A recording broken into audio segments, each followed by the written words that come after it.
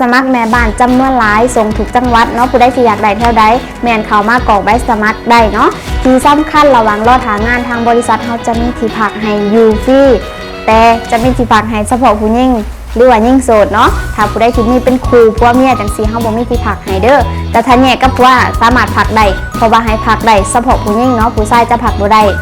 และจะมีงานมาแนะนำพี่น้องอีกแล้วเด้อมีเข้ามาอยู่เก่างานเนาะงานที่1จะเป็นแม่บ้านไปเสาเย็นกลับเนาะก็คือค่าจ้างนี่แม่น15,000บวนเฮ็ดเวียกนี่แม่นอยู่ตลาดไทยหรือว่าอยู่ปทุมธานีมีในจ้าง 4-5 คนเนาะเข้างาน 8:00 นเลิกงาน 17:00 นส่วนงานที่2อันนี้เป็นแม่บ้านกินอยู่ประจำกับนายจ้างค่าจ้างก็คือ15,000เนาะบอนเฮ็ดเวียกนี่แม่นอยู่จตุจักรมีนายจ้างอยู่4คนบ่มีสัตว์เลี้ยงขอคนที่เฮ็ดกับข้าวได้ดีเลยส่วนงานที่3จะเป็นแม่บ้านดูแลผู้สูงอายุเนาะค่าจ้างก็คือ 13,000 ถึง 15,000บอนเฮ็ดเวียกนี่แม่นอยู่เจริญนครมีนายจ้าง3คนบ่มีสัตว์เลี้ยงมีแม่บ้านอยู่แล้ว1คนดูแลผู้สูงอายุแต่ว่าเฮาต้องไป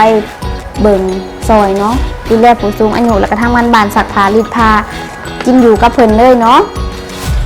ส่วนงานที่4จะเป็นแม่บ้านทั่วไปอันนี้ก็กินอยู่ประจำกับนายจ้างค่าจ้างก็คือ 12,000บอนเฮ็ดงานนี่แม่นอยู่ชลบุรีหรือว่าอยู่พัทยามีนายจ้าง2คนมีม้า1โตขอคนที่บ่ย่านม้าและขอคนที่ไปอยู่ต่างจังหวัดกับนายจ้างใดเนาะส่วนงานที่5จะเป็นแม่บ้านทั่วไปอันนี้ค่าจ้างแม่น 15,000เนาะบอนเฮ็ดงานนี่แมนอยู่ซีคอนหรือว่าอยู่ซีนาคารินมีในจัง2คนม้า4โตขอคนที่หักม้าบอกว่าต้องพาม้ายางเล่นให้อาหารม้าดูแลทุกอย่างที่เกี่ยวกับม้าเนาะแล้วก็เฮ็ดกับข้าวง่ายๆได้ส่วนงานที่6จะเป็นแม่บ้านทั่วไปนี่เงินเดือน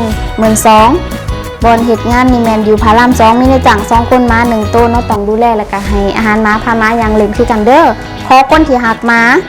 มีที่พักให้กินอยู่ฟรีกับนายจ้างเนาะส่วนงานที่7จะเป็นแม่บ้านทั่วไปมีเงินเดือน12,000บอนเฮ็ดงานนี่แม่นอยู่ติว่านนท์หรือว่างามวงวานเนาะมีนายจ้าง2คนม้า4โตโดยขอคนที่บ่ย่านม้าส่วนงานที่8จะเป็นแม่บ้านกึ่งพี่เลี้ยงเนาะก็คือค่าจ้างแม่น 13,000 ถึง 15,000บอนเฮ็ดงานนี่แม่นอยู่พญาไทมีนายจ้าง3คนเฮ็ดหน้าที่เบิ่งน้อง1คนอายุ2 ปี6 เดือนเนาะดูแลทุกอย่างที่เกี่ยวกับน้อง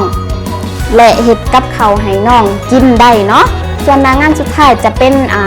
ครูพ่อแม่ก็ได้หรือว่าผู้หญิงโสดชายโสดก็ได้เนาะงานแม่นอยู่จันทบุรีเป็นแม่บ้านรีสอร์ทหรือว่าพ่อบ้านรีสอร์ทหับอยู่2ตำแหน่งผู้หญิงกับผู้ชายเนาะค่าจ้างในจ้างหายคนละ 12,000มีวันหยุดหาย4 มื้อบ่หยุดแม่นได้โอทีวันละ500เด้ออยู่จันทบุรีขอคนที่ไปอยู่ต่างจังหวัดกับนายจ้างได้เด้องานสุดท้ายสำหรับใครที่อยากได้